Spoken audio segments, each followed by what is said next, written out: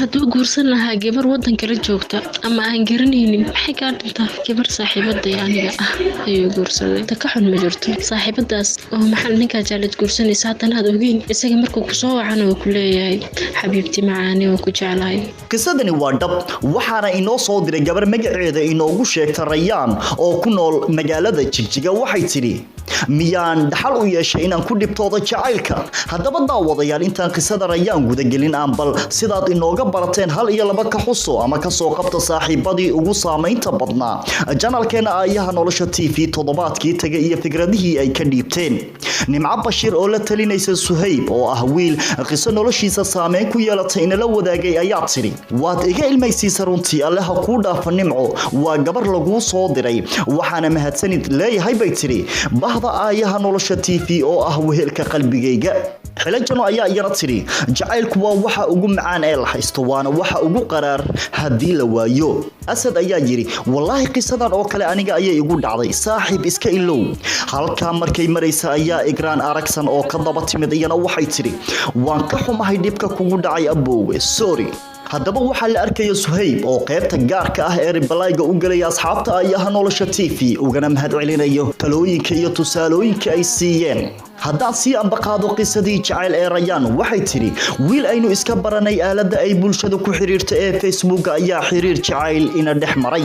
kaasoo ku saaqay bay tiri xubin kasta oo jirkayga kamid ah ma garanaya bay tiri halbeeg aan ku cabiro iyo wax aan ku qiyaaso dareenkii jacayl ee wiilkaasi ii galay wuxuuna gaaray bay tiri jacaylkeeni in aynu arimo guur wada gorfayno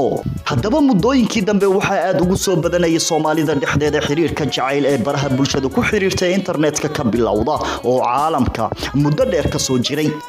sidaad ka daawateen channelkeena Aayaha Nolosha TV lamaanayaal ka soo kala jeeda dalalka Turkiga iyo Brazil oo iska barta social media ayaa ugu dambeyntii ku aqal galay dalka Turkiga kadib xiriir jacayl oo dhex maray khubarada arrimaha bulshada ayaa isku raacay in jacaylka baraha bulshadu yahay mid lagu kalsoonaan karo in ka badan fikradii laga aaminsanaa khubaradu waxay leeyihiin dadku internetka waxay ka helaan jacayl dhab ah iyo dareen aan laga been sheegi karin haddaba waxaa suurtagal ah inaad jacaylkaaga ka heshid aaladaha bulshada ku xiriirta sida Facebook, WhatsApp, Skype iyo YouTube-ka ha ka reebin channelkeena Aayaha Nolosha TV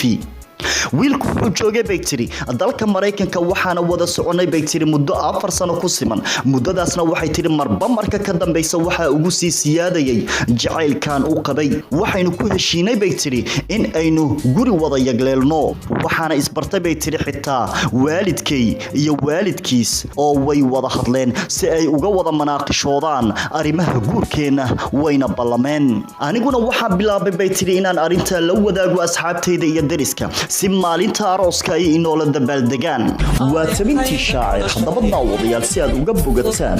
sheekooyin iyo qisooyin dhab ah oo khuseeya waayaha nolosha ku xirnaaw oo subscribe saar beeshkan cusub ee Aayaha Nolosha TV inala wadaag oo inoo soo dir maalmaha murugada iyo mahadada kugu beeray ee aan ka goyn xasuustaada adigoo fariin inoo soo diraya inta badan aniga iyo isagu waxaynu ka wada sheekaysan jirnay bay tiri qaabka arooskeena iyo nolosha cusub ee inagu soo food leh markasta wuxuu idhihi jiray bay tiri bisha soo socota ayaan ku soo doonanayaa aniguna kalsooni badan baan siiyay bay tiri oo marna isma lahayn wiilkan wanaagan idin dhex maray isma calfan doontaan laakiin maxaa xigay waxaan ka war helay bay tiri guurkiisa waliba gabar aynu saaxiibo ahayn oo aynu daris ahayn ayuu la aqal galay bay tiri aniga oo aan ogeyn waa Rayaan oo arintaasi ka sheekeynaysa Aayaha Nolosha waad maasantiinka marka labaad waan dhageystaa barnaamijkeena waan arkaa dad badan aadan ula dhacay anigana waxaan rabaa inaad xil qabataan arankayga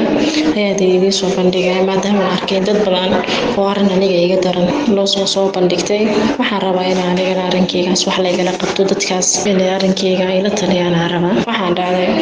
horta kalsoonidu waa muhiim wiilaan jeclaa waxaan dhacday in jacayl dhaxmaro jacayl markuu dhaxmaray waxaan dhacday inuu soo bandhigo goor markuu soo bandhigay wuxuu dhahay waalidadaada inaan bartaan rabaa waalidadeedii aniga farxadii ayaa la dhacay markaasaan waalidadeedii aan baray wuxuu dhacay gabadhiinayda in kasoo doontaan rabaa waalidadeedii aad ayay ugu farxeen anigana kalsooni weyn baan u qaaday jacaylkii waa igu soo siyaaday markuu jacaylkii igu soo siyaaday kalsooni badanaan u qaaday waa dareemi kartaa qofkaad jeceshay haddii aad midoobaysaan farxadda intay laegto waad qiyaasi kartaan midaasi kadib hadalka ayaasan igu baday markii waxaa dhacay waalidkayga iyo waalidkiisa jigjiga anigu jigjiga ayaan ku noolahay waalidkiisa oo jigjigana la joogay iyo waalidkayga ayaa is arkay kulan ayaa lala yeeshay waxaa dhacdayna waxaana dhacay ballantii laysku qabtay ay muddo waxaa la dhacay bil kadib ballantiina ay noo haato sidii waxay ahaataba xataa guurka waan ka wada hadlay wax wali waxay ahaataba waxaa dhacday aniga kalsoonida iyo jacaylkaan u qaabay aniga booskaan ka sugaynay inaan laga soo doono ayaa waxaa dhacday inuu gabadh kale ka doono gabadh kale ayuu ka doonay aniga xataa ma ogeyn gabadhaa kale inuu doonay aniga waalidadeeda iyo anagu aan sugaynay waxaa dhacday inuu aabbahay soo maqlay arrinkii inuu gabadh kale uu doontay anigu iga qareey ani midda igu dira waxay tahay mar walba isoo wacayay wuxuu igu dhahayay jacaylkii ku jeclahay wax walba mar waliba igu dhahayay isagoo xataa muddo bil ah gabadha loo meheriyay aan wuxuu igu dhahay rayaan ballanteeni dib ayay nooga baaqatay markaas anigana aanoo kala gacanay jacayl zayd oo qabo waxaan ugu jawaabay haa sax hadday baaqatay dhib male waqtigu ilaahay noo qoray dhammaanaysaa waxay markii ahaataba aabbahay ayaa soo maqlay aabbahay waa iga qariyay aniga aabba i weydiiyey wuxuu igu dhahay rayaanay wiilkii xaguu ku dambeeyey isagoo og inuu maxaa la dhahay wiilku gabadh loo meheriyay ayuu haddana i jawaabay markaasaan dhahay hawshiina dib ay u baaqatay anuu si daacadoo hadlaayo markaas aabba arrinkii ii sheegay wiilkii waa wacay uu iga qaban waayey maase jawaaldiro uu iisoo jawaaban waayey waxay igu qaadatay muddo 8 bilood ay igu qaadatay in aniga waco xataa waan ka maarmi waayey cunto waa cuni waayey ani ardaydaan ahaa jaamacadaan dhiganaya jaamacadda xataa waa aadi kari waayey ballantii waxaa rabay keliyaan ka rabay inaan ogaado sababta aniga beenta igu sheegay waxaa kasoo wareegtay muddo 5 bilood kadib ayuu isoo wacay aniga wuxuu igu dhahay rayaan waan ku jeclahay buu igu dhahay waan ku jeclahay aniga markaas waxaa dhacday waalidadeedii inay jijiyaan ayaa dhacday ay igu dhahaan isdijirayaan markaas aniga kalsoonida u qabay iyo wixii oo dhan uu khiyaamay inta kale isagoo naagta kala guursaday ayuu wuxuu damcay inuu ani been igu simaa weeliyo anigana daacad ayaan ahaa si dhaban oo u jeclaaday mar wala telefoonkiisa saa u wacaya igu dhegeysanay xataa fariin waan ka waayay muddo 8 bilood fariin xataa waan ka waayay ani waxay iga darnay waalidadeyda oo dhan ayaa iga darnaa midaan sugaay saan u jeclaana hal maalina uu ku qiyaamay xataa maan isla haynin waxay iga darnay haddana dariska iyo jaarka iyo meel wala jooga oo arooskaygaan u sheegay ee hooyaday dumarkii oo dhan maamooyinkii ay u sheegtay gabadhaada ma guursanaysid markaas aniga kalsoonida way iga burburtay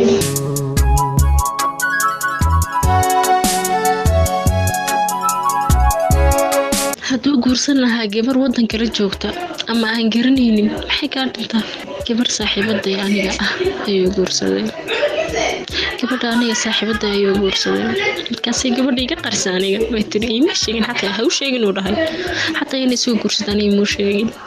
aniguna arooskii gabadha amaan aadin amarkii ilaahay waa ka joogay aniga ka xun ma jirto saaxiibadaas oo maxal ninka jaalad guursanaysa haddana aad ogeyn isaga markuu ku soo wacana uu ku leeyahay xabiibti macaani oo ku jeclahay dareemi kartaa markaas arrintaasi waxay ugu noqotay bay tiri nabar xanuun badan xitaa waxaan galay bay tiri isbitaal ama dhakhtar kadib markii naftayda culaysku ka tambatay haddaba beentiya khiyaanadu waa dilaaga jacaylka dulqaadkuna waa geed qaraar laakiin wuxuu dhalaa miro aad u macaan waxaan maqli jiray nabsi waa balaaye waa adigan bulada ciyaaraya ka booday hadmaad booyi doontaa anna aan tuman baloolay Rayaan ayaa tiri muddo dheer kadib waxa ay soo raadshay wiilkii oo ku soo fashilmay guurkii kuna soo kufay noloshii cusbeed isagoo iga codsanaya inaan boos ka siiyo qalbigayga haddaba asxaabta ayaha nolosha TV ayaa waxa ay ka codsatay talo iyo tusaalooyin waatan Rayaan mar kale wixii ugu dhacay ani adiga waan ku jeclahay laakiin aabbahay baa igu qasbay inaan naagta kale u guursado anigana kalsooni iyo jacayl iyo farxad si waxyaha kalsooni iyo farxad aan si maalinka aan maqlayna naag loo guursado anigana aan aroos isku diyaarinay ninkaan jeclaa iyo qofka jecesha marka loo guursanaysid farxadda waa dareemi kartaa laakiin hadda ayuu soo wacay wuxuu igu dhahay gabadhii ayay kala tageen oo furay sanaday qaadatay intaan sugay telefoonkiisa goorma ku soo wacay bas waxaan rabay inaan ogaado sababtoo aniga ii qiyaamay kaliya inaan ogaadaan rabay daacadayaan siiyey farxadaan siiyey daacadnimo ayaan siiyey sanaday qaadatay sanad kadib uu soo wacay asagoo rabay inuu xiriirkii meeshii kasii wadno wuxuu dhahay gabadhii waa kala tagnaa aabbahay baa igu qasbayay markaas adiga ayaan rabay inaan nolosha kula qaybsado aniga waalidadiisana way isku dhaceen anigana kalsooni dambe qof aan bilaadan u qaado xaggaas ay iga burburtay iyo jacayl ilaa hadda codkiisii markaan maqlo waxaan u maleynaya waxaan xasuustay maalmihii wanaagsanaa aan soo marnay jawaab waxaan siiyaan garan waayeen waxaan dhahay waan kasoo fikiraa anigoo ilmeynaya ayaan ku dhahay waan kasoo fikiraa xataa waan ku qaylin karo waaye wiil isagoo sidaa ii galay xataa waan ku qaylin karo waaye anaa faraxsan oo ilin iga daadanaysaa ugu jawaabay arrinka waan kasoo fikiri ilaa haddana waan kasoo fikiri baan kusoo maqnaay maan ku laabtaa mise waan iska dhaafaa ma garanayo waxaan sameeya aniga markaan isagoo codkiisii maqlay dareen ayaan qaaday markaan xasuusto dhibkii uu soo mariyey iyo kalsooni darradii uu soo mariyey ilinta iyo socota xataa ma xakameyn karaayo ilaa haddana jawaab maan siinin